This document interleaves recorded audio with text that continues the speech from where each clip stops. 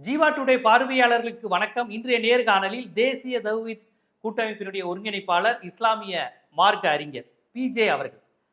Sir, இப்ப என்ன நாட்டில் போயிட்டு இருக்குன்னு உங்களுக்கு நல்லா தெரியும். இந்தியா முழுவதும் மிகப்பெரிய ஒரு பரபரப்பை எழுப்பி இருப்பது வக்பு மசோதா, திருத்த மசோதா. எங்களுக்கு இந்த 2013க்கு பிறகு இப்ப நாங்க திருத்த மசோதா செஞ்சிருக்கோம். இந்த வக்பு திருத்த மசோதாவில் நாங்கள் என்ன செய்திருக்கிறோம் என்று பாஜகவினர் சொல்றாங்கன்னா, முதல்ல ஒரு வெளிப்படைத்தன்மை. வக்பு மசோதாவுக்கு இராணுவத்திற்கு அடுத்து, ரயில்வேக்கு அடுத்து இவ்வளவு பெரிய சொத்துக்களை இந்தியாவில் ஒரு பராமரிக்கிற ஒரு அமைப்பு என்றால் அது வக்போர்டு தான். ஆனா அந்த வக்பு வாரியம் எவ்வளவு சொத்து வச்சிருக்கீங்க, எவ்வளவு பராமரிச்சிருக்கீங்க, யாருக்கிட்ட என்ன இருக்கு இப்படின்னு கேட்டா வெளிப்படைத்தன்மை கிடையாது. ஸோ அதை ஒழுங்குபடுத்த நாங்க வக்பு மசோதாவை கொண்டு வந்திருக்கோம். அதை தவிர்த்து இதுல வழிபாட்டு முறை குறித்துலாம் நாங்க எதுவும் சொல்லல. இஸ்லாம் நம்பிக்கை குறித்து நாங்க எந்த விஷயமும் பேசல. இது ஒரு லேண்ட் இஷ்யூ, யாருக்கு என்ன இருக்கு அப்படிங்கிறத ஒரு வெளிப்படைத்தன்மையை பேசுற வறுமை உடைய இதுல எந்த பிரச்சனையும் இல்லைன்னு பாஜகவினர் வைக்கிறாங்க. ஏழை முஸ்லிம்களுக்கு ரொம்ப வாய்ப்பா இது அமையும் சொல்றாங்க.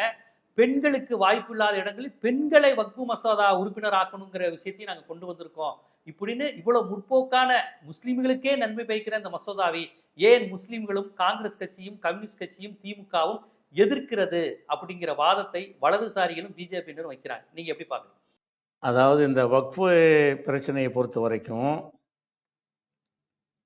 அவங்க மேலோட்டமாக சொல்லக்கூடிய இந்த செய்திகள் எல்லாமே பொய்யா இருக்குது. இப்போ பெண்களுக்கு பிரதிநிதித்துவம் இல்லாமல் இருக்குது கொடுக்குறோங்கிறாங்கல்ல, அது பொய். ஏற்கனவே இருந்த சட்டத்திலேயே பெண்களுக்கு 2 பேர் இருக்கணும்னு இருக்கிறது. இப்போ கூட ஃபாத்திமா முசஃபர் மாதிரி கண்டிப்பாக 2 பேர் இருக்கணும். பெண் உறுப்பினர்கள் இருந்துக்கிட்டு தான் இருக்கிறாங்க. பெண்களுக்கு இல்லாமல் இருந்துச்சு, பெண்களுக்கு கொடுக்க போகிறோம்னு சொல்வது பொய். ஏற்கனவே உள்ள வக்ஃபு சட்டத்தில் பெண்கள் உறுப்பினராக இருக்கிறாங்க, இப்போவும் இருக்கிறாங்க, இருக்கணும்னு சட்டம் இருக்குது. அதனால் அந்த விஷயம் ஒரு பொய்யா போயிடுச்சு. 2வது, இதில் நாங்கள் வழிபாட்டு விஷயத்தை தலையிட மாட்டோம், இது ஒரு லேண்ட் பிரச்சனை தானேங்கிற மாதிரி அவங்க சொல்வார்களே. ஆனால் நாங்களும் அதான் சொல்கிறோம், வழிபாட்டில் நீங்கள் தலையிடுறதுங்கிற அடிப்படையில் நாங்கள் கேட்கவே இல்லை. சொத்து பிரச்சனை தான். சொத்து பிரச்சனை என்பது ஒரு மதத்துக்கு நிறுவனத்துக்கு சம்பந்தமான சொத்து பிரச்சனை. ஒரு மத நம்பிக்கை உள்ள சொத்து பிரச்சனையை அந்த மத நம்பிக்கை உள்ளவர்கள் தான் நிர்வகிக்க முடியும். நம்ம எதை கேட்குறோம், நீங்கள் வழிபாட்டில் தலையிடுவீங்கன்னு சொல்லலை. நாங்கள் அப்படி நீங்கள் எங்கள் வழிபாட்டெலாம் தர்காவில் வழிபட விட மாட்டீங்க, பள்ளிவாசலில் வழிபட விட மாட்டீங்கிற மாதிரியான ஒரு வாதத்தை நாங்கள் வைக்கவும் இல்லை. முஸ்லீம்கள் சைடில் எங்களுக்கு சொந்தமான ஒரு விஷயத்தை எங்கள் மதத்தை சேர்ந்தவர்கள் தான் நிர்வகிக்க வேண்டும். அப்படித்தான் உங்கள் அறநிலையத்துறை வச்சிருக்கிறீங்க. அறநிலையத்துறையில் இந்து அல்லாத ஒருவர் அதில் உறுப்பினர் ஆக முடியாது. அதே மாதிரி அறநிலையத்துறையில் நடத்தக்கூடிய கல்விக்கூடங்களில் கூட ஒருத்தரை பணி அமர்த்தும் போது அதை தடை செஞ்சாங்க. அதான் அறநிலையத்துறையில் அந்த கோவில் நிர்வாகத்தில் இல்லை, அவங்க நடத்தக்கூடிய ஒரு கல்வி கூடத்தில் கூட இது மதத்தின் சார்பாக நடத்தக்கூடிய ஒரு நிறுவனம் என்று சொல்லும் பொழுது அந்த மதத்தை சேராதவர்களை நிர்வகிக்க பண்ணும்போது என்ன வருதுன்னு கேட்டால் அதில் ஒரு ஆதிக்கம் வருகிறது. ஒரு சமுதாயத்தினுடைய சொத்தின் மீது நாங்கள் பெரும்பான்மையாக இருந்து நாங்கள் ஆதிக்கம் செலுத்துவோம் அப்படிங்கிற ஒரு அர்த்தத்தில் தான் நம்ம எதிர்க்கிறோம். நீங்கள் எதுக்காக வேண்டி எங்கள் மக்கள் ஆள் இல்லையா, எங்கள் சமுதாயத்தில் நிர்வகிக்கிறதுக்கு ஆள் இல்லையா, எதுக்காக நீங்கள் இதில் வர்றீங்க, உங்களுக்கு என்ன ரோல் இருக்குது? இந்த வக்ஃபுண்டா என்னங்கிறதை பற்றி ஒரு பயமோ இறை அச்சமோ உள்ளவர்கள் தான் அதில் நிர்வகிக்க இயலும். உங்களுக்கு அறநிலையத்துறையில் ஒரு முஸ்லீம் இருந்தானா அது மதிக்க மாட்டான், அவனுக்கு அதில் எந்த நம்பிக்கையும் இருக்காது. அதே மாதிரி இப்போ கிட்டத்தில் கூட ஒரு முஸ்லீம் பேரில் ஒரு இந்து சகோதரர் ஒருத்தர் ஒரு அரங்காவலரை போட்டாங்க. அவர் பேர் தான் முஸ்லீம் இல்லை, அவருக்கு மருத்துவம் பார்த்த டாக்டர் முஸ்லீமாக இருந்தனால அந்த பேரை ஒரு நன்றி கடனாக வச்சிருந்துருக்கிறாங்க. அதை எதிர்த்து பெரிய பஞ்சாயத்து பண்ணீங்களா, அது வழிபாட்டை தலையிடுறாங்கிறதுக்கு பண்ணீங்களா, அல்லது இந்து மத சம்பந்தப்பட்டதில் முஸ்லீமியா இருக்கணுங்கிறதுக்கு பண்ணீங்களா? இந்து மத சம்பந்தப்பட்ட ஒரு விஷயத்தில் வேற மதத்துக்காரன் எதுக்கு இருக்கணும்னு தானே பஞ்சாயத்து பண்றீங்க. இதே மாதிரியான உணர்வு, இதே மாதிரியான உரிமை எங்களுக்கே இல்லை. அதாவது நீங்க வழிபாட்டில் தலையிடுவீங்க, தர்கா நீங்க வழிபாடு நடத்துவீங்க, நாங்கள் சொல்லவே இல்லை. எங்க மதம் சம்பந்தப்பட்ட ஒரு ப்ராப்பர்ட்டி, எங்கள் மதத்தை சேர்ந்தவன் மதத்துக்காகவே கொடுக்கப்பட்ட ப்ராப்பர்ட்டி, அந்த ப்ராப்பர்ட்டியை எங்கள் மதத்தை சேர்ந்தவர்களை விட்டு வேற மதத்துக்காரர்கள் நிர்வகிக்க வேண்டும் என்று கொண்டு வர்றாங்கல்ல, அதுதான் டேஞ்சரான விஷயம்ங்கிறத நம்ம சொல்றோம். நாங்க வழிபாட்டு நீங்க தலையிடலைன்னு சொன்னாலும் இது சரியா தவறா? வழிபாட்டுல தலையிட்டீங்கன்னா 2 தவறு. வழிபாட்டுல தலையிடலைன்னு சொன்னா 1 தவறு. இதுல எதுக்கு நீங்க வர்றீங்க? உங்களுக்கு என்ன ரோல்? எங்க மக்கள் இல்ல இதுலதான் இல்ல அவங்க அரசு தரப்பில் இன்னொரு வாதத்தை வைக்கிறாங்க. நீங்க அதை கேட்டிருப்பீங்க. நீங்க வக்பு இடம்னு வெறும் பள்ளிவாசலையும் தர்காவை மட்டுமா சொல்றீங்க? அதுல எவ்வளவோ கோவில் குளம் வக்பு இடம்னு வருது. எவ்வளவோ வணிக மால்கள், கமர்ஷியல் மால்ஸ் அது வந்து வக்பு இடத்துல வருது. இப்படி பல்வேறு இடங்கள் வருதே. நீங்க அழகா இதை பள்ளிவாசல் வக்புக்கு இடம், சந்தனக்கூடு நடத்துறோம், இது நாங்க தர்கா பள்ளிவாசல் இடம்னா அது மாதிரி நீங்க மக்கள்கிட்ட சொல்றீங்க. இல்ல, வக்பு இடம் எவ்வளவோ முஸ்லீம் வழிபாட்டு முறைகளுக்கு தொடர்பு இல்லாத, அந்த ஒர்ஷிப் நடக்காத, அந்த ரிலிஜன்ஸோட தொடர்பு இல்லாத கமர்ஷியல் சென்டர்ஸ் பல இடம் வக்பு இடங்கிற பேர்ல இருக்கு. அதை யூசர்ஸ்ங்கிற பேர்ல நிறைய பேர் பயன்படுத்திக்கிட்டு இருக்கீங்க. கேட்டா இது வக்பு இடங்கிற பேர்ல வருது. சோ இந்த மாதிரியான விஷயங்களை ஒழுங்குபடுத்ததான் இந்த வக்பு திருத்த மசோதா வந்திருக்கு. அதாவதுங்க, வக்ஃபு இடம் என்று சொன்னால் பள்ளிவாசலோ தர்கா மட்டும் வக்ஃபு இடம் கிடையாது. அதை சீராக நிர்வாகம் பண்ணுவதற்கு அதுக்கு வருவாய் வேண்டும். அந்த வருவாய் வேண்டும் என்பதற்காக வேண்டி நிலப்புலன்கள் வைத்திருப்பார்கள், கடைகள் கட்டி விட்டிருப்பார்கள். அதெல்லாம் சேர்த்து அதனுடைய வருவாயை வைத்துத்தான் இதை நிர்வாகம் பண்ண இயலும். அப்போ இதே கேள்வியை நாங்கள் திருப்பி அறநிலைத்துறை கேட்டால், அறநிலைத்துறை கோயிலுக்கு இது கடைகள்லாம் வச்சுருக்கிறீங்க? மீனாட்சி அம்மன் கோயிலை சுற்றி உள்ள கடைகள் இருக்குது, அந்த வருமானம் எல்லாம் யாருக்கு வருது? அது அறநிலையத்துறையை சேர்ந்தது இல்லைன்றீங்களா? அதனால அறநிலையத்துறையை சேர்ந்தது என்று சொன்னால் அதுக்கு வருமானம் வருவதற்கு எத்தனையோ பேர் வந்து எண்ணெய் ஊற்றுறதுக்கு அதுக்கு இதுன்னு பல விஷயங்களை இந்து பக்தர்கள் எழுதி வச்சிருப்பாங்க. அந்த சொத்துக்களும் அறநிலையத்துறை கீழே தான் வரும். நீங்கள் அது வக்ஃபு சொத்துல நாங்கள் என்ன செய்கிறோங்கிறது வந்து உங்களுக்கு தேவையே கிடையாது. வக்ஃபுன்னா ஒரு பள்ளிவாசல் மட்டும் வக்ஃபு கிடையாது. பள்ளிவாசலுக்கு வக்ஃபு செய்வாங்க. அது தொடர்ந்து நடப்பதற்கு வருவாய்க்கு என்ன செய்யணுமோ அதுக்கும் வக்ஃபு செய்வாங்க. வக்ஃபு செய்கிற மக்கள் வந்து எதுக்காக வேண்டி அந்த நிலப்புலன்களை கொடுக்குறாங்க? அதில் வருவாயை வைத்து இந்த பள்ளிவாசல், இந்த தர்கா சிரமம் இல்லாமல் நடக்க வேண்டும், அதுதானே கொடுக்குறாங்க. அந்த பள்ளிவாசலுக்கு நல்லா நடப்பதற்கு தான் கொடுத்துருக்காங்க என்று சொல்லும் பொழுது அதுவும் முஸ்லீம் தான் நிர்வகிக்கணும். ஏன்னு கேட்டால் எங்களுக்கு ஹலால் ஹராம்லாம் இருக்கிறது. எதை செய்யணும், எதை செய்யக்கூடாது, எந்த மாதிரி வருமானம் கூடும், எந்த மாதிரி வருமானம் கூடாது என்பதெல்லாம் இங்கே இஸ்லாம் மார்க்கத்துக்கு இருக்கிறது. அந்த முறைப்படி யார் நடத்த முடியும் என்று சொன்னால் அந்த மதத்தை நம்புகிறவங்களுக்கு தான் முடியும். முஸ்லீம்கள் அதை நம்புனவங்க செய்யணும்னா அது வட்டிக்கு விட மாட்டாங்க, தப்பான விஷயத்தை செய்ய மாட்டாங்க, தப்பான காரியத்தை செலவு செய்ய மாட்டாங்க என்பதெல்லாம் எங்களுக்கு தான் அதனுடைய புனிதம் தெரியும். இந்து மதத்தினுடைய புனிதம் வந்து இந்து மக்களுக்கு தான் தெரியும். என்னைய கொண்டு அறநிலையத்துறையை போட்டாங்கன்னா நான் அதுக்கு புனிதத்தை நான் மதிக்க மாட்டேன். இது யதார்த்தமாக உள்ளது. அவரவர்கள் மதிக்கிற நம்பிக்கையில் தான் புனிதத்தை கடைபிடிப்பார்கள். அப்படிங்கிறதுனால பள்ளிவாசல் எப்படி வக்ஃபு சொத்தாக இருக்கிறதோ அந்த பள்ளிவாசல் ஒழுங்காக நடப்பதற்காக எழுதி வைக்கப்பட்ட சொத்துக்களும் அதுக்கு வர்ற வருமானங்களும் வக்ஃபு சம்பந்தப்பட்டது தான். அதை ஏன் நாங்கள் நிர்வகிக்காமல் நீங்கள் நிர்வகிக்கணும்? நாங்கள் தான் நிர்வகிக்க வேண்டும் என்கிற ஒரு நிலையை வந்து நீங்கள் எல்லாத்தையும் கடைப்பிடிக்கிறீங்க.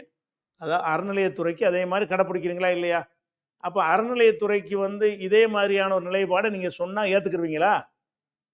நீங்கள் கோயில் மட்டும்தான் வச்சுக்கிறீங்க, அது சொத்து எவ்வளோ சொத்துக்களுக்கு, ஒவ்வொரு கோயிலுக்கும் எத்தனை பல ஏக்கர் நிலங்கள் சொத்துக்கள் இருக்கிறது, ஒவ்வொரு கோவிலுக்கும் எத்தனை வருமானம் தரக்கூடிய வணிக வளாகங்கள் இருக்கிறது.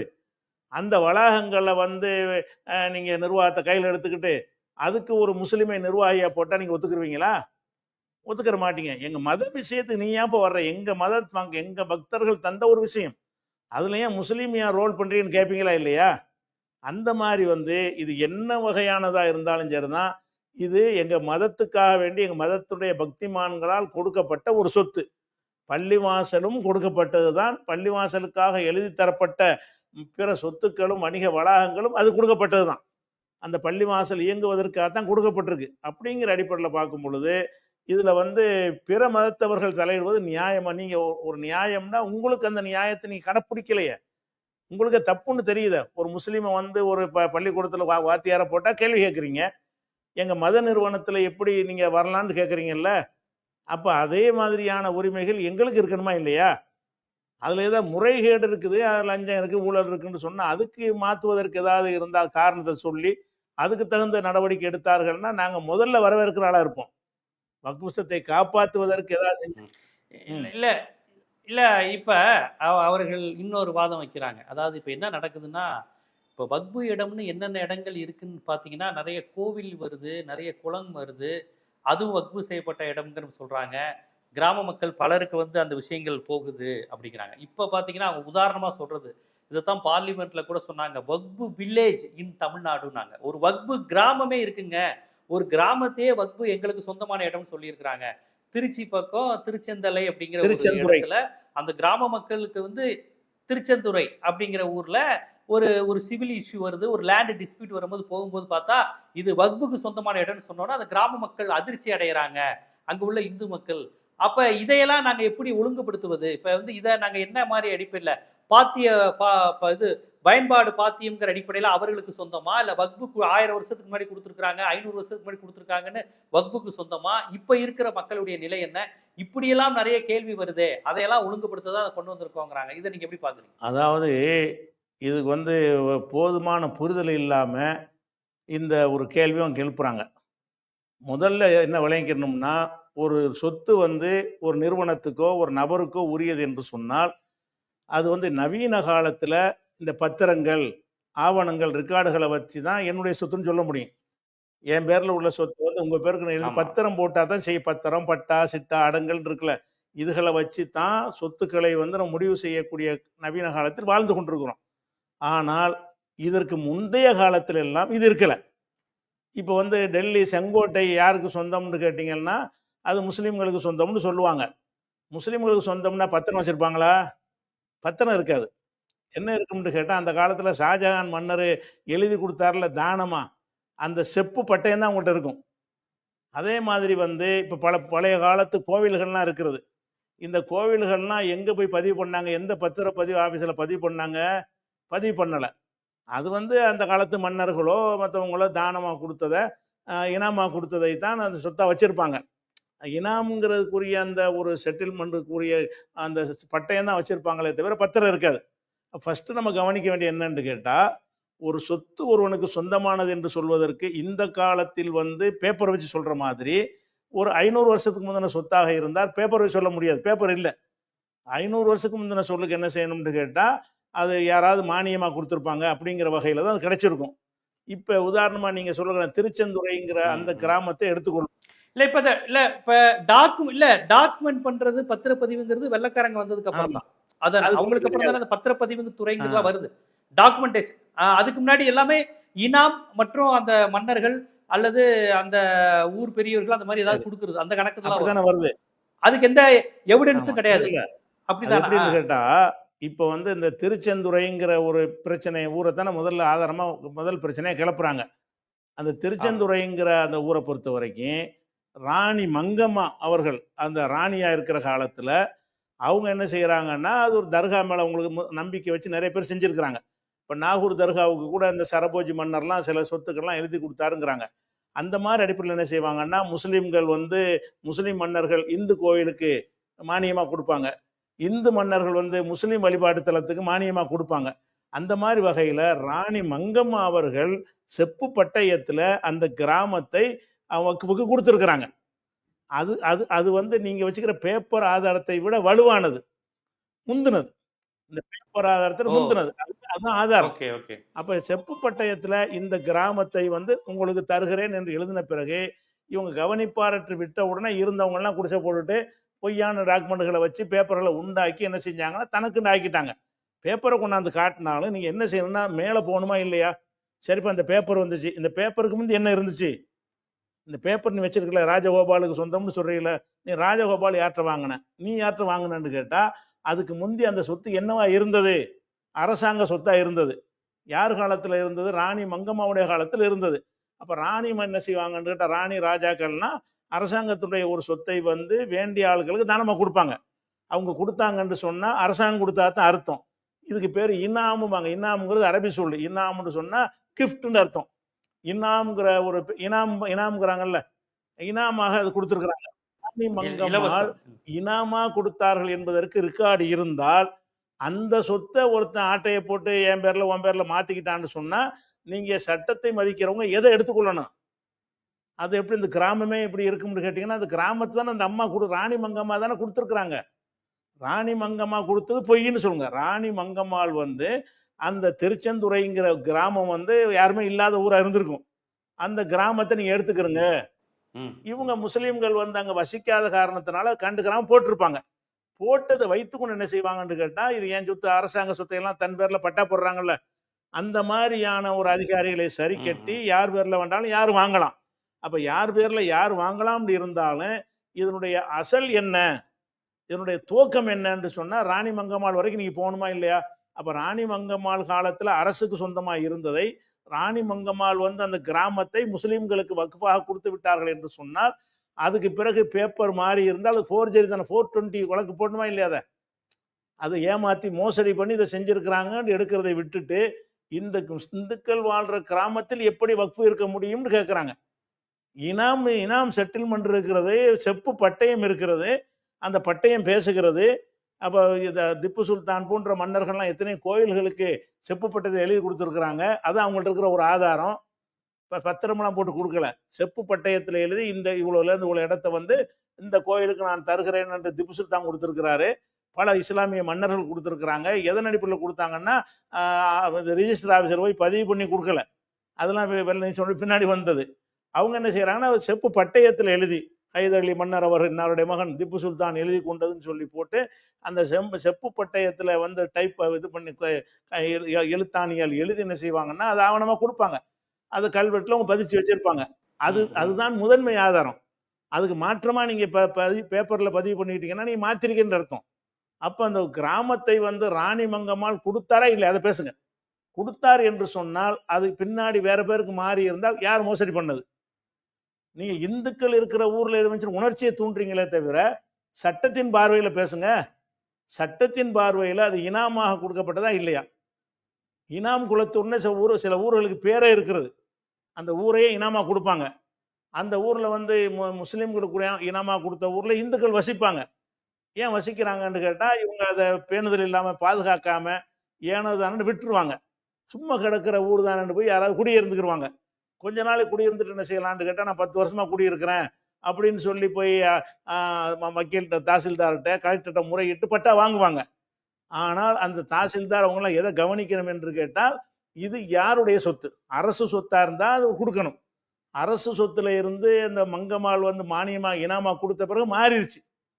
அரசு சொத்தா இருந்தா தான் நீங்க பட்டா போட்டு கொடுக்கலாம். ஒரு கலெக்டர், தாசில்தார் வந்து ஒரு பத்திரப்பதிவு ஆபீஸ்ல வந்து பத்திரம் போட்டு கொடுக்க முடியும். அப்ப ராணி மங்கம்மாள் காலத்துல அரசு சொத்தா இருந்தது அரசிடமிருந்து விடுவிக்கப்பட்டு ஒரு மத நிறுவனத்திற்கு, முஸ்லீம் நிறுவனத்திற்கு கோயில்கள் இப்படி கொடுத்துருக்குறாங்க. கோயில்களுக்கு இனாமா கொடுப்பாங்க. அதுக்கு இந்த ஆதாரம் தான் இருக்கும். கோயில்களுக்கு கொடுக்கப்பட்ட இந்த மாதிரி செப்பு பட்டயம் வச்சிருந்தாங்கன்னு சொன்னா அதை ஒரு இந்துவோ முஸ்லீமோ வேற பேர்ல மாத்திக்கிட்டாண்டா அதுக்கு என்ன பேரு? அது மோசடின்னு பேரு. இவங்க என்ன கேட்கிறாங்கன்னா இந்துக்கள் இருக்கிற ஊர்ல எப்படி இருக்க முடியும்? மங்கம்மாள்கிட்ட போய் கேளு.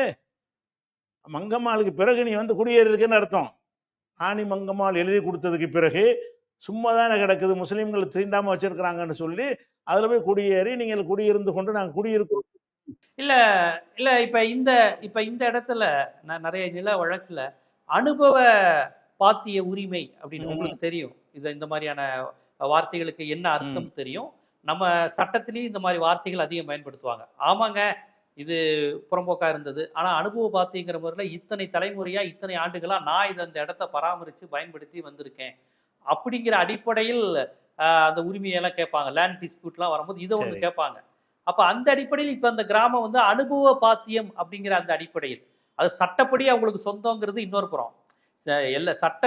நம்மளுடைய சட்ட அமைப்பிலேயே இந்த மாதிரி சில விஷயங்கள் உண்டு இல்லையா? மரபின் அடிப்படையில் கஸ்டம்ஸ் படி அப்படிங்கிற மாதிரி அந்த மாதிரியான விஷயங்கள் ஆர்டிகல் 25, 26லே இந்த மத வழக்கத்துக்கே இது உண்டு. இந்துக்களுக்கும் உண்டு, முஸ்லிம்களுக்கும் உண்டு. அந்த அடிப்படையில் இந்த லேண்ட் இஷ்யூல சிவில் ரைட்ஸ்ல அனுபவ பாத்தியத்தின் அடிப்படையில் இப்ப இந்துவோ கிறிஸ்டினோ யாரோ ஒருத்தர் இப்ப பயன்படுத்திக்கிட்டு இருக்கிறாங்க. இப்ப திடீர்னு கேட்டா வக்பு இடம்னு சொல்றாங்களே அப்படிங்கிற மாதிரியான ஒரு வாதம் வைக்கும் போது சட்ட ரீதியா அனுபவ பாத்தியம் என்பதுல 2 விஷயம் இருக்குது. ஒண்ணு என்னன்னு கேட்டா அது யாருக்கும் சொந்தம் இல்லாம இருக்கணும். அதாவது புறம்போக்கா இருக்கணும். புறம்போக்கில் தான் நீங்கள் அனுபவமாக நான் இருக்கிறேன்னு கேட்க முடியும். எனக்கு சொந்தம்னு ரெக்கார்டு வச்சுக்கிற ஒரு இடத்துல நீங்கள் குடியேறிக்கிட்டு அனுபவ பாத்தியம்னு சொல்வது வந்து நியாயமற்றது. அது முதல் விஷயம். 2வது, அப்படி இருந்தால் கூட வந்து 12 வருஷம் இருந்தாங்கன்னு சொன்னால் உரிமைக்கு கொடுத்துட்ற மாதிரி ஒரு தீர்ப்புகள்லாம் கோர்ட்டில் கொடுத்துருக்குறாங்க. அந்த வகையில் அவங்க கிளைம் பண்ணினாலும் இந்த 1995ல் ஒரு வக்ஃபு திருத்த சட்டம் கொண்டு வந்தாங்கல்ல, அந்த சட்டத்தில் இந்த அனுபவ பாத்தியதெல்லாம் பொருந்தாதுன்னு கொண்டு வந்துட்டாங்க. அதுவும் அரசாங்கம் கொண்டு வந்த சட்டம் தான். 1954ல் ஒரு வக்ஃபு சட்டம் இருந்தது. அந்த சட்டத்துல சில திருத்தங்களை கொண்டு வந்து 1995ல் இன்னொரு சட்டம் என்ன கொண்டு வர்றாங்கன்னு கேட்டா, வக்ஃபுன்னு வந்த பிறகு அனுபவ பாத்தியம், அந்த பாத்தியம், இந்த பாத்தியம்னு சொல்லி யாரும் கிளைம் பண்ணக்கூடாது. அப்ப இந்த அனுபவ பாத்தியம் இதுக்கு இல்லைன்னு சட்டம் இருக்குது. அப்ப அந்த சட்டம் இருக்கிற வரைக்கும் இவங்க எப்படி கிளைம் பண்ண முடியும்? அந்த சட்டத்தில் அப்படித்தானே இருக்குது. அனுபவ பாத்தியம்னு என்ன செய்யக்கூடாது, நாங்கள் சும்மா கூட போட்டு வச்சிருப்போம். வக்ஃபுடைய இதுன்னு வந்துருச்சுன்னு சொன்ன இது வந்து வக்ஃபுக்கு மாத்திரம் கிடையாது, அறநிலையத்துறைக்கும் அப்படி இருக்கிறது.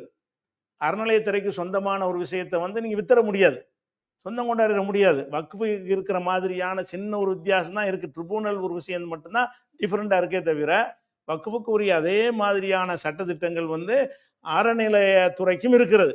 அதே மாதிரி பூமிதான இயக்கம்னு ஆச்சாரியா வினோபாவை என்ன செஞ்சாரு, வினோபாவார்னு கேட்டா செல்வந்தர்கள்ட்ட எல்லாம் நிலத்தை வாங்கி ஏழைகளுக்கு பயன்பாட்டு கொடுப்பதுன்னு ஒரு இயக்கத்தை ஆரம்பிச்சார். அதுக்கு லட்சக்கணக்கான ஏக்கர் நிலங்கள் அதுக்கு இருக்கிறது. அதுக்கு இந்த சட்டம் இருக்குது. அந்த வினோபாவை கொண்ட பூமிதான இயக்கத்துக்கு சொந்தமாக இருக்கும் என்று சொன்னால் அது விற்க முடியாது, அது அனுபவபாத்தியம் கொண்டாட முடியாது, ஒரு பேருக்கு மாற்ற முடியாது. அதை வந்து யாருக்காக கொடுத்தாங்களோ அவங்க பயன்படுத்தி கொள்ளலாம், அவங்களோட உரிமையாக்கி கொள்ள முடியாது என்று அதுக்கு சட்டம் இருக்கிறது. அதே மாதிரி பஞ்சமின்னு ஒரு நிலம் இருக்கிறது. வெள்ளக்காரங்காலத்துல தலித் மக்களுக்காக வெள்ளக்காரங்காலத்துல இலவசமாகவோ கம்மியான காசுலயே கொடுத்தான். ரொம்ப கம்மியாவும் கொடுத்துருக்கிறான், இலவசமாகவும் கொடுத்தான். அந்த நிலைக்கு பேரு பஞ்சமி. பஞ்சமின்னா அஞ்சாம் ஜாதி, பஞ்சுனா பாஞ்சுனா 5, பஞ்சமின்னா அஞ்சாம் ஜாதி ஒரு இதை வச்சுக்கிட்டு என்ன செஞ்சாங்கன்னு கேட்டா, வெள்ளக்காரங்காலத்துல பஞ்சமி நிலம், இந்த நாலு வர்ணத்தில் அடங்காதவர்கள் வெளியேறியவர்களுக்காக வேண்டி பஞ்சமின்னு வச்சான்ல. பஞ்சமி நிலத்தை வந்து நீங்க விற்க இயலுமா? பஞ்சமி நிலத்துல குடியேறி கொண்டு நான் அனுபவ பாத்தியன்னு சொன்னா என்ன சட்டம்? பறிமுதல் செஞ்சிருவாங்க. நீங்க அனுபவ பாத்தியதையெல்லாம் இதுகளுக்கெல்லாம் பொருந்தாது. வக்ஃபுக்கு பொருந்தாது, அறநிலையத்துறைக்கு பொருந்தாது, அதே மாதிரி இந்த பூமிதான இயக்கத்துக்கு பொருந்தாது, பஞ்சமி நிலத்துக்கு பொருந்தாது.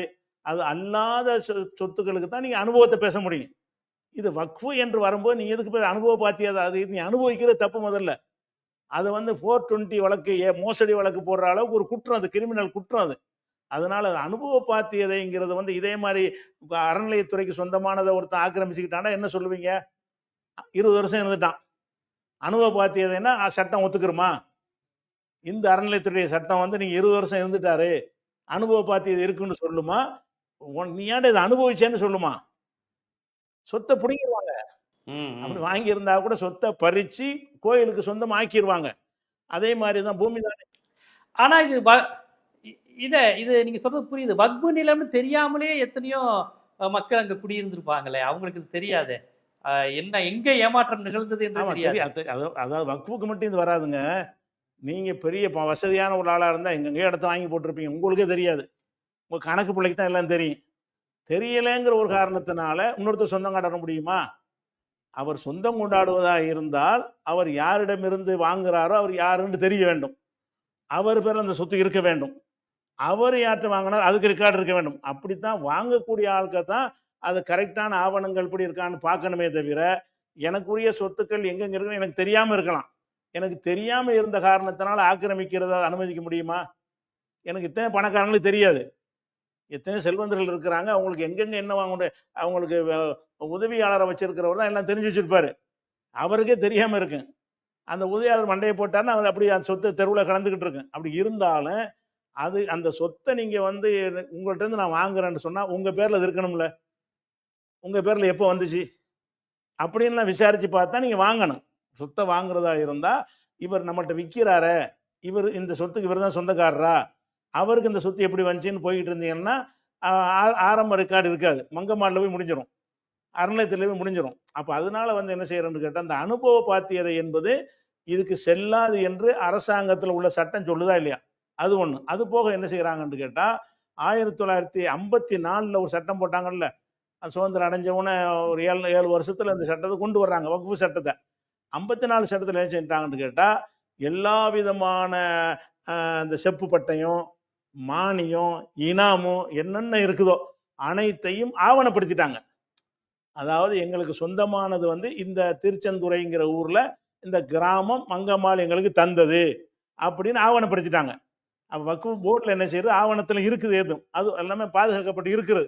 அந்த பாதுகாக்கப்பட்டு இருக்கிற வகையில் தான் அந்த வக்ஃப் போர்டில் என்ன செய்கிறாங்கன்னு கேட்டால், இந்த திருச்செந்துறைங்கிறது அந்த பத்திர பதிவாளர் கடிதம் எழுதிருவாங்க.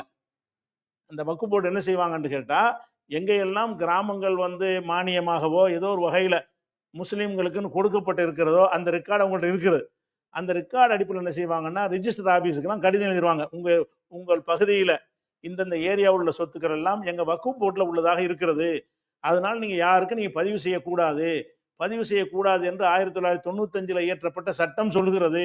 அப்படின்னு சட்டத்தின் காப்பி இணைச்சி பத்திரப்பதிவு அலுவலகத்துக்கு கடிதம் போட்டாங்கன்னு சொன்னால், அந்த எந்த ரிஜிஸ்டர் ஆஃபீஸும் பதிவு பண்ணி கொடுக்க மாட்டாங்க. நாங்கள் வக்ஃப்லேருந்து கடிதம் வந்திருக்கு, சொத்துங்கிறாங்க, அது பட்டயம் இருக்குங்கிறாங்க, மானியத்தில் கொடுக்கப்பட்டதுங்கிறாங்க, இனாமில் வந்ததுங்கிறாங்க, நீங்கள் வந்து உங்களை சொந்தம் கொண்டாட இயலாது. இந்த மாதிரி விஷயத்தில் பதிவு பண்ண மறுத்துட்டாங்க. ஏன் மறுக்கிறாங்க? இப்போ இந்த பத்திரப்பதிவு ஆஃபீஸை மறுக்கிறாங்கன்னு கேட்டால், அவங்க சட்ட ஆதாரத்தை காட்டுறாங்க. 1995 இயற்றப்பட்ட சட்டத்தின் பிரகாரம் வக்ஃபுண்டு வந்துருமையானால் அந்த சொத்தை வந்து நீங்கள் வந்து பதிவு பண்ணி கொடுக்கக்கூடாது. இந்த மாதிரி வகையில் தான் இந்த திருச்செந்துறைங்கிற ஊர், இன்னும் திருப்பூர் மாவட்டத்தில் சில ஊர்களில் பிரச்சனை வந்திருக்குது. அந்த பிரச்சனைக்கெல்லாம் என்ன காரணம் என்று கேட்டால், அந்த திருப்பூர் மாவட்டத்தில் வந்த பிரச்சனை வந்து வெள்ளைக்காரங்காலத்தில் வந்து இனாமா கொடுத்துருக்கான் முஸ்லீம்களுக்கு. ராணி மங்கம்மாள் கொடுத்த மாதிரி வெள்ளையர்கள் காலத்தில் என்ன செய்யறான்னு கேட்டால், சில முஸ்லீம் பகுதிகளுக்கு அடக்க ஸ்தலத்துக்கு அந்த மாதிரி காரியங்களுக்கு கொடுப்பான். அவன் எதில் கொடுப்பான்னா பட்டயத்தில் கொடுப்பான், செப்பு பட்டயத்தில் கொடுப்பான். அப்போ செப்பு பட்டயம் அவங்கள்ட்ட ஆதாரமாக இருக்கும் பொழுது அதை ஆதாரமாக கொண்டு வக்ஃப் போர்டு எடுத்து பார்ப்பாங்க. நமக்கு சொந்தமாக இன்னென்ன ஊர்களில் இந்த இடம் இருக்குது, இந்த கிராமம் நம்மளுக்கு சொந்தம், இந்த 100 ஏக்கர் நமக்கு சொந்தம், இந்த 50 ஏக்கர் நமக்கு சொந்தம்னு சொல்லி என்ன செய்வாங்கன்னா எடுத்து வைத்துக்கொண்டு அது எந்த சரகத்துக்குள்ள வருதுன்னு கண்டறிந்து அந்த பத்திரப்பதிவு ஆஃபீஸுக்கு கடிதம் போடுவாங்க. இந்த சொத்துக்களில் இந்த இந்த இந்த நம்பரில் ஒரு சொத்துலாம் எங்களுக்கு சொந்தமானது, அதை யாரும் பதிவு பண்ணி மாற்றி கேட்டாங்கன்னா அதில் பதிவு பண்ணி பண்ணுறதில்ல, அதை வச்சு அடமானம் பண்ணி கடன் வாங்கிடக்கூடாது, அதை டிரான்ஸ்ஃபர் பண்ணக்கூடாது, அது மாதிரி வேற ஆளுக்கு மாற்றக்கூடாது. இந்த மாதிரி சட்டத்தெல்லாம் போட்டு இதை செஞ்சு கொடுக்காதீங்கன்னு சொல்லும் பொழுது பத்திரப்பதிவு ஆஃபீஸில் வந்து பதிவு பண்ணி கொடுக்க மாட்டாங்க. இது ஒரு விஷயம். இதனால வந்து பிரச்சனைன்னா நம்ம என்ன பார்க்கணும்னு கேட்டால், மத வரியை தூண்டுறதை விட்டுட்டு அந்த காலத்தில் இப்படி நல்லிணக்கமாக மங்கமாக வந்து பள்ளியாசல் கொடுக்கணும் அவசியம் என்ன? அவங்க மத நல்லிணக்கத்தை பேர் என்ன செய்கிறாங்கன்னு கேட்டால், அவங்க அந்த சகோதரர்களுக்கு வச்சுட்டு போங்க அப்படின்னு ஒரு அரசாங்கத்திலேருந்து இந்துக்களுக்கு கொடுக்குற மாதிரி முஸ்லீம்களுக்கு கொடுத்துருக்குறாங்க. நம்ம மதத்தை சேர்ந்த ஒரு ராணி கொடுத்துருக்குறாங்க, கொடுத்ததை நம்ம திருப்பி கேட்குற முறை இல்லை. அவங்களுக்கு தான் ஆவணம் இருக்குது. நம்ம முறைப்படி நம்மளை எவனை ஏமாத்திட்டு என்ன செஞ்சிட்டான், பேப்பரை கொடுத்து ஏமாற்றி நம்ம வித்துட்டு போயிட்டான் அப்படிங்கிறத உணர்ந்து கொண்டு அது போறதான் சட்டத்தை கட்டுப்படுற ஒரு முறை. ஒரு விஷயம். இன்னும் ஒரு விஷயம் நடந்திருக்கு, அதையும் தெளிவுபடுத்தி என்ன நடந்திருக்குன்னு கேட்டால், ஒரு சொத்து வந்து ஒரு 100 ஏக்கர் இருக்குன்னு வைங்க, 100 ஏக்கர் இடம். அந்த 100 ஏக்கர் இடத்துல வந்து அதுக்கு வந்து அந்த சர்வே நம்பர் வந்து ஒரு 500ன்னு வச்சுக்கிருவோம். அந்த 100 ஏக்கருக்கும் சேர்த்து சர்வே நம்பர் போடுவாங்கல்ல, சர்வே நம்பர் 500. இப்போ இந்த 500 சர்வே நம்பரில் உள்ளதை அந்த 100 ஏக்கருக்கு சொந்தக்காரில் ஒரு ஆள் என்ன செய்கிறாருன்னு கேட்டால், 10 பேருக்கு சொந்தம்னு வைங்க, ஒரு ஆள் அதில் 1 ஏக்கரை வக்ஃப் செஞ்சிட்டார். அதாவது 100 ஏக்கர் இருக்கிறது, அந்த 100 ஏக்கரை வந்து பள்ளிவாசலுக்கு என்ன செய்கிறாரு, ஒரு ஆள் நான் 1 ஏக்கரை நான் பள்ளிவாசலுக்கு தர்காவுக்கு ஏதோ ஒன்றுக்கு நான் வக்ஃப் செய்கிறேன்னு எழுதி தந்துட்டார்னு வைங்க. எழுதி தரும்போது என்ன போடுவார்னு கேட்டால், அந்த சர்வே நம்பர் தான் போடுவார். 500ஆம் நம்பர் சர்வேயில் உள்ளதுன்னு போட்டுருவாரா? அப்போ அந்த அனைத்தும் அதில் கட்டுப்படுத்திடுது. அது தப்பான சட்டம் போட்டிருக்காங்க, தவறான சட்டம் போட்டிருக்க கூடாது. ஏன்னு கேட்டால், எப்போ நீங்கள் வந்து பிரிக்கிறீங்களோ 2 சர்வே ஆக்கணும். ஒரு சர்வே நம்பர்லேயே நான் 999 ஏக்கருக்கு அதே நம்பரு, அந்த 1 ஏக்கருக்கு அதே நம்பர். அந்த 1 ஏக்கருக்கு அந்த இது 500 நம்பரை போட்ட உடனே அந்த 999 ஏக்கர் முஸ்லீமுக்கு சொந்தம் கிடையாது. ஆனால் அந்த சர்வே நம்பரில் வருது. அந்த 95 இயற்றப்பட்ட சட்டத்தில் இப்படி போட்டிருக்கிறாங்க. ஒரு சர்வே நம்பர் எங்களுக்கு சொந்தமான சர்வே நம்பரில் இருந்தால் அந்த சொத்தை நீங்கள் பதிவு செஞ்சு கொடுக்கக்கூடாதுன்னு சட்டம் இருக்குது.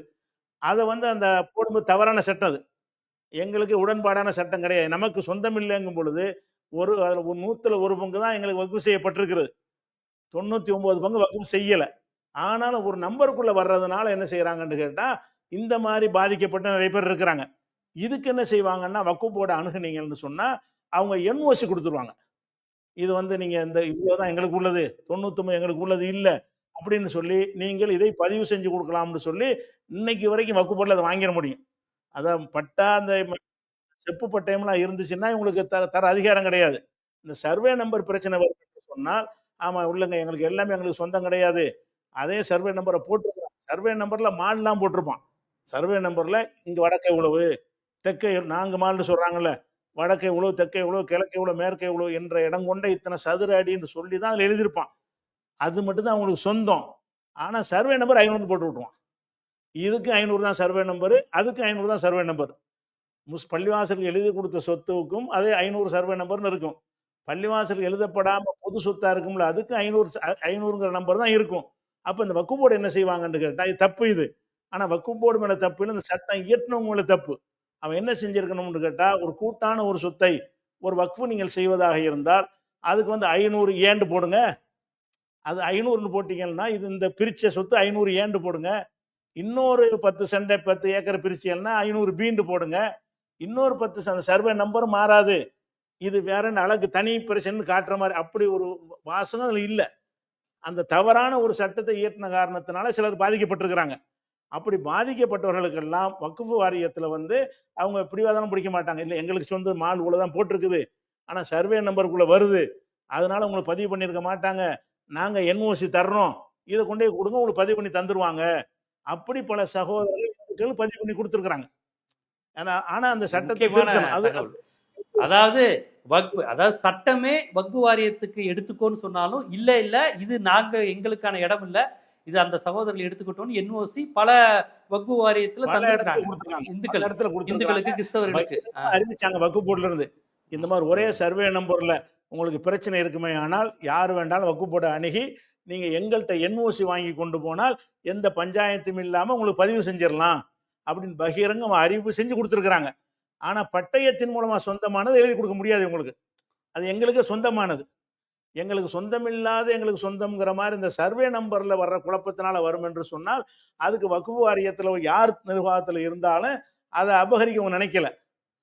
அப்படி அறிவிச்சாங்க, உங்களுக்கு என்ஓசி நாங்க தருவோம், அந்த பேப்பர் நீங்க கொண்டு வந்தீங்கன்னு சொன்னா எங்க இடம் அல்லாதவற்றுக்கு அந்த சர்வே நம்பர்னால உங்களுக்கு பிரச்சனை வரும் என்று சொன்னால் அது சர்வே நம்பர் அதுவாக இருந்தாலும் அந்த சொத்து எங்களோட இது இல்லை அப்படின்னு சொல்லி உங்களுக்கு அந்த சாமிக்கு அதை பதிவு பண்ணி கொடுப்பதில் எங்களுக்கு அப்ஜெக்ஷன் இல்லை எழுதி தருவாங்க. இப்போ நீங்க எழுதி வாங்கலாம். இப்படி ஒரு பிரச்சனை இருந்துச்சுன்னு சொன்னா இது பஞ்சாயத்து போராட்டம்லாம் பண்ண தேவையில்லை. அவங்கள போய் அணுக வேண்டியது இந்த எங்க தான் உங்களுக்கு உள்ள சொத்து ஒரு ஏக்கர் தாங்க, இந்த 99க்கும் பிரச்சனை பண்றாங்க அப்படின்னு சொன்னீங்கன்னா உடனே வக்ஃப் போர்டில் எழுதி தந்துருவாங்க. இப்போ இதுக்கான என்ன திருத்த தேவை என்ன இருக்கு? அதனால வந்து முஸ்லீம் இந்துக்கள் ஊர்ல எப்படி முஸ்லீமுக்கு கோயில் வரும் இடம் வரும்லாம் கேட்கக்கூடாது. அதே மாதிரி வந்து முஸ்லீமுடைய ஏரியாவில் இந்துக்களுடைய கோயிலுக்கு கூட அறநிலையத்துறை கூட மானியம் கொடுத்துருப்பாங்க.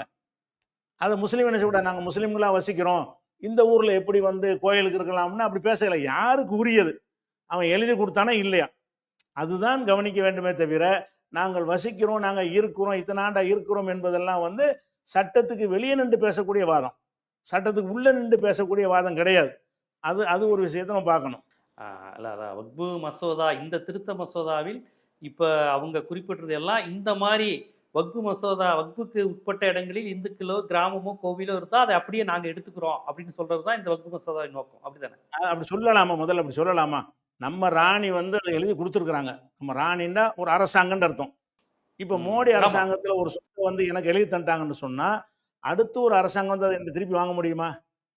முந்தைய அரசாங்கங்கள் செய்த பிந்திய அரசாங்கங்கள் மதிக்கணுமா இல்லையா? இப்ப இந்திரா காந்தி காலத்துல கொடுக்கப்பட்ட கச்சத்தீவை வாங்க முடியுதா? இப்ப இந்திரா காந்தி காலத்துல கச்சத்தீவை இலங்கை கொடுத்து விட்டாங்க. நீங்க வந்துகிட்டு கத்த முடியுமே தவிர மோடி போயிட்டு அந்த காலம் தப்பா எழுதி தந்தாங்க தாங்கன்னு கேட்க முடியுமா? கேட்டாங்களா? கேட்க முடியாது. ஆனா அது தமிழர்களுக்கு இழைக்கப்பட்ட அநீதி தானே. நம்ம மாநிலத்துக்கு அநீதி, கச்சத்தீவு தனி விஷயம். அதுக்கு நான் எதுக்கு சொல்ல புரியுதா? நமக்கு முந்தி ஒருத்தங்க ஒரு அரசாங்கத்துல பலவித அரசாங்கம் இருந்துச்சு. மன்னராட்சி இருந்துச்சு, குட்டி குட்டி சிற்றரசர் ஆட்சி இருந்துச்சு. அவரவர்கள் விரும்பின மாதிரி எல்லாம் சொத்துக்களை கோயிலுக்கு பள்ளிவாசலுக்கு தர்காக்குன்னு எழுதி வச்சாங்கன்னு சொன்னாலும் அது செல்லத்தக்கதா இல்லையா? அந்த அரசருக்கு தான் அந்த அதிகாரம் இருக்குது. அப்போ சட்டப்படியான ஒரு ராஜாங்கிற வகையில தானே அந்த சொத்தை வந்து அவங்க எழுதி கொடுத்துருக்குறாங்கன்னு கட்டுப்பட்டு தான் நம்ம போகணும். அதை ஒபே பண்ணுமா இல்லையா?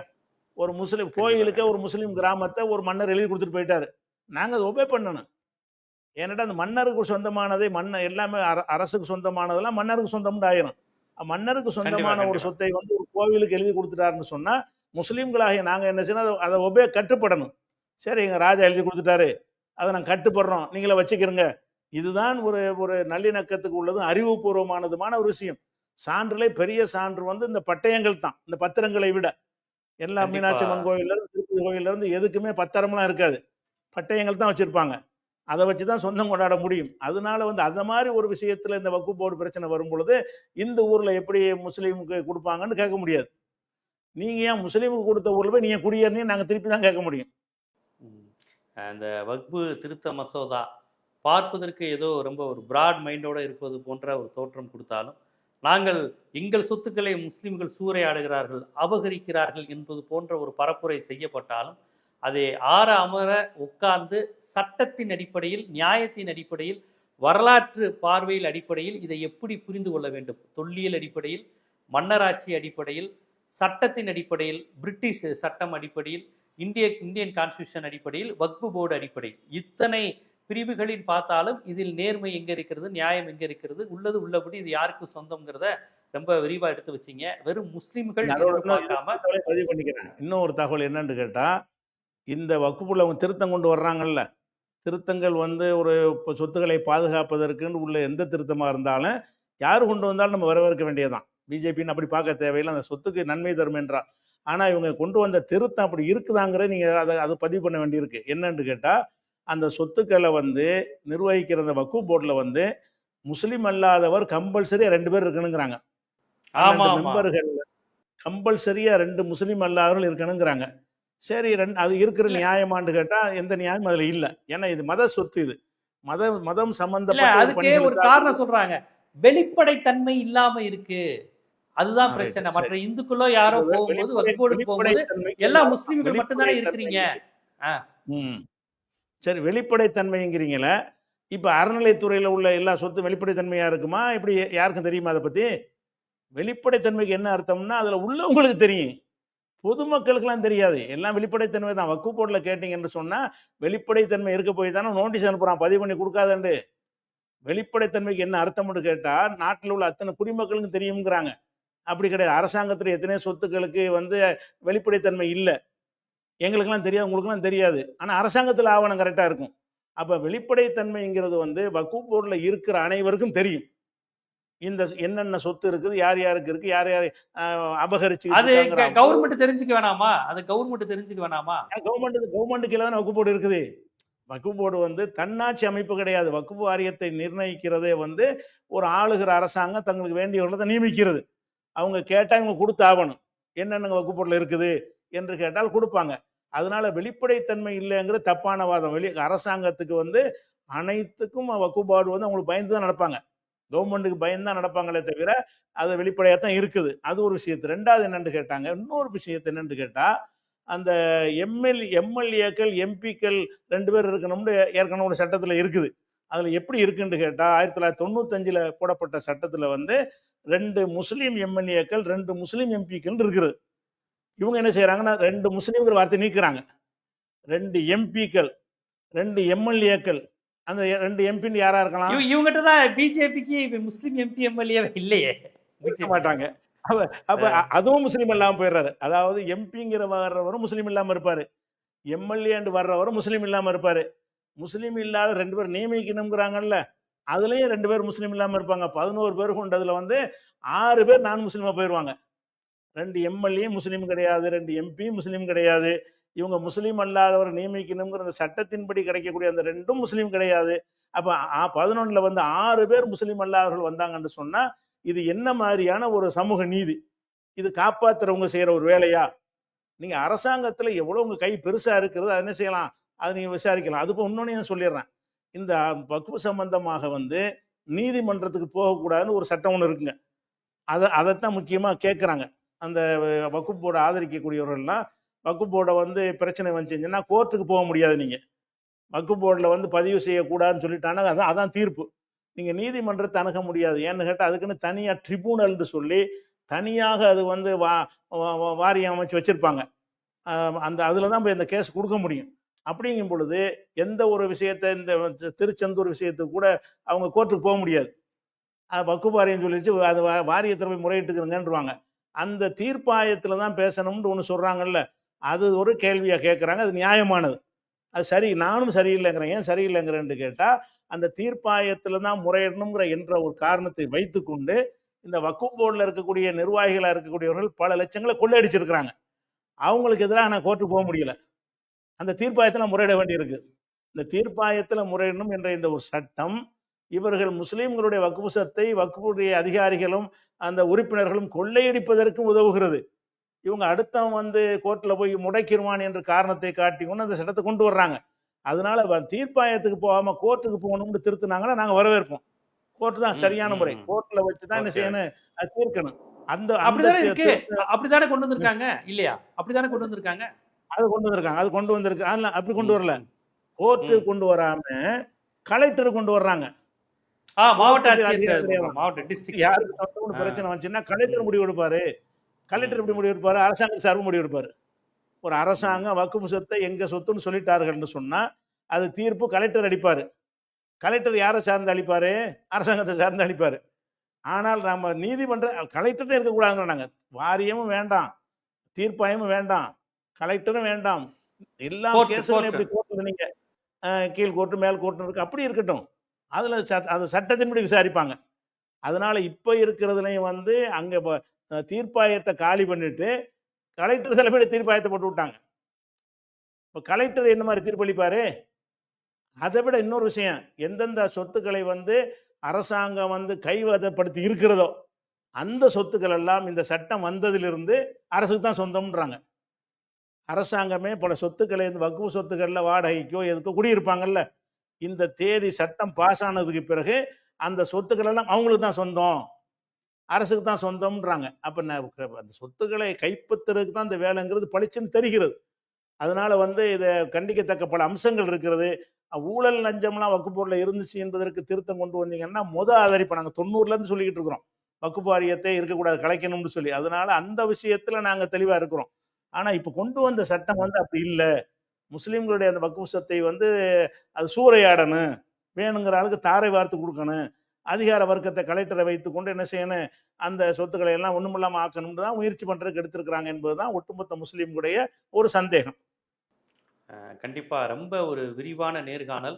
இஸ்லாமியர்களுக்கும் இதர கிறிஸ்தவ இந்து மத கடவுள் மறுப்பு சகோதரர்கள் அனைவருக்குமே இது குறித்து ஒரு புரிதல் இருக்கும். ஏன்னா இது வெறும் மத வழிபாட்டு தொடர்பானதா, லேண்ட் இஷ்யூவா, சொத்து சம்பந்தமானதா, இதை எப்படி புரிஞ்சுக்கணும்னா இது எல்லாமே இதுல கலந்துருக்கு. சொத்து பிரச்சனை இருக்கு, நில பிரச்சனை இருக்கு, முஸ்லிம் மத வழிபாட்டு பிரச்சனை இருக்கு, எல்லாமே கலந்திருக்கு. இதை வரலாற்றின் அடிப்படையில் ஒரு தொல்லியல் அடிப்படையில் எடுத்து இன்றைய சட்டத்தின் அடிப்படையில் இதை அணுகணும், இன்றைய நடைமுறை சிக்கல்ல இருந்து இதை எப்படி புரிஞ்சுக்கணுங்கிறத ரொம்ப விரிவா உங்களுடைய அனுபவங்கள்ல இருந்து இந்த விஷயத்த, இந்த சட்ட திருத்த மசோதாவை எடுத்து வச்சீங்க. மிக்க நன்றி. ரொம்ப நன்றி.